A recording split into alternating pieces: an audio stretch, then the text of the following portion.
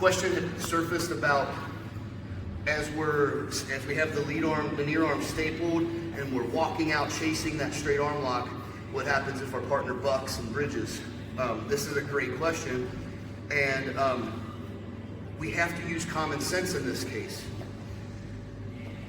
A bridge only works against us when we're connected to where the bridge is coming from, right? So in this case, if Dylan just bridges up, his hips are moving. So if I'm on his hips, I'm going to move.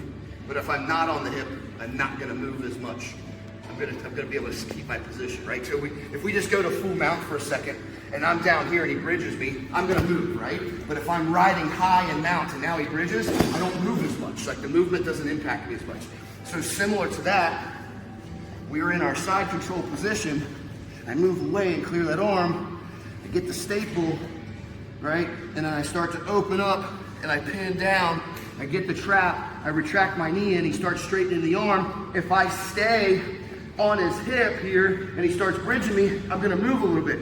So what I can do is take this foot that's not doing much of anything right now and walk it over and double staple the arm, and now I'm on his chest. And when he starts to do that bridge again, he can't move, he's not moving me because I'm not connected to the hip anymore. Okay? I was here, I was low on the body before. And I start doing this again, he's bridging, oh my gosh, that's a lot. Well, if I just swing it up here and double staple the arm, now I keep him flat, his shoulders flat, which is advantageous to my finish, right? So now all of a sudden, that same bridge is not as impactful to me because I can stay heavy here and finish my move. All right? So not a problem. We don't have to train it today. Just know that it's there. We can windshield wipe or essentially in this case, just double staple the arm and move up the chest a little. If we stay connected to the hip and he's bridging with his hips, then we will move. That's the point. So we have to put ourselves in a position where we're able to stay heavy. His chest isn't bridging. Because in order for him to bridge, he's shoulder bridging. He's staying on his shoulders. So, okay.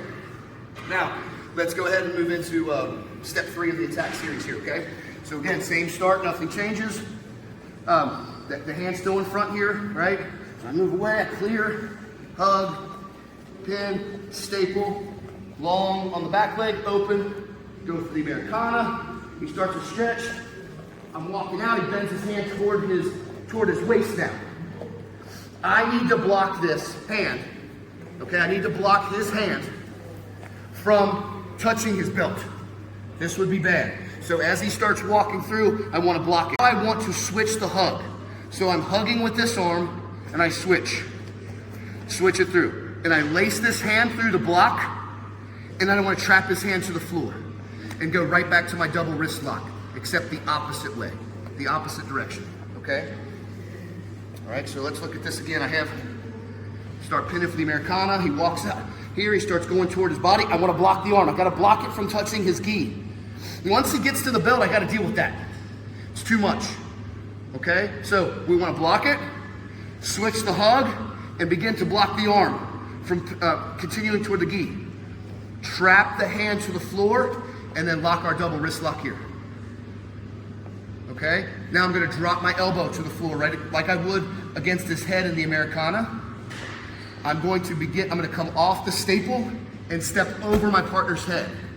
Now when I step over the head, I'm going to collect it like this. I'm not just stepping over. Now I'm going to bring his elbow to my body, lift, and take it behind him. Okay? When I step over the head, I'm collecting his head with my hamstring to finish, okay? All right. Let's run through the top again. Here we go. Straight arm. Oh, sorry. Straight arm, one out. Starts going. Block. Switch the hug. Pin to the floor. Double wrist lock. Drop your elbow to the hip so he cannot get to the belt. Okay, now I'm going to step over my partner's head and bring it back in. Bring his elbow to my body and lift. I'm just turning, I'm putting all my weight into his sternum and lifting up here for the shoulder lock. Good. Any questions here?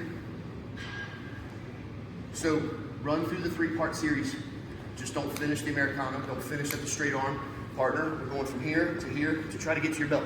You're trying to get to your hip, okay? Let's feed our partners appropriately. As we start to go, we gotta block that. Pin, once you stop it, switch the hug, pin their hand to the floor. The floor is fine. He can't stop the submission with his hand here. He's only gonna be a nuisance if he gets here, if he gets here, or here. This is gonna be a nuisance. Anything if he grabs, but this is a problem, this is a problem. We can stop all of that. All right, step over the head, collect his head with your hamstring, and then start lifting him up. We're trying to get the arm, the hand behind the body. Good? All right, let's go, 5 to 5. Ready, 3, 2, 1.